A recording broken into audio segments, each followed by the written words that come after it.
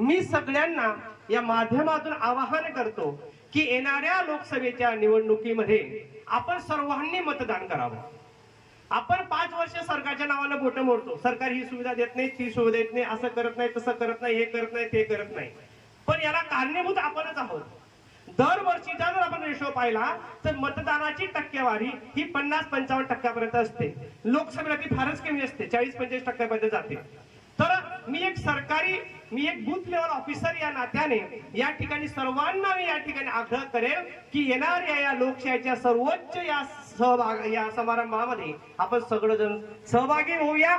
आपण सर्वांनी आपापले जे मतदान ज्या ठिकाणी आहे त्या ठिकाणी जाऊन आपल्या मतदानाच्या तारखेला मतदान करा, मतदान करा, मतदान करा आणि ही आपली लोकशाही बळकट करा। तुमचं एक मत ही लोकशाही बळकट करण्यास कारणीभूत ठरू शकते।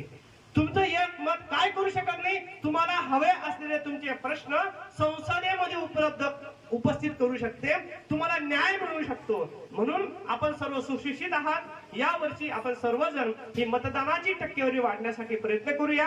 मी सर्वांना या माध्यमातून आवाहन करतो की येणाऱ्या लोकसभेच्या इलेक्शनच्या दिवशी आपण आपापल्या वार्डामध्ये, आपापल्या यादी भागामध्ये, आपापल्या मतदान केंद्रावर जाऊन सर्वांनी मतदान करा, मतदानाची टक्केवारी वाढवा आणि आपली लोकशाही बळकट करा।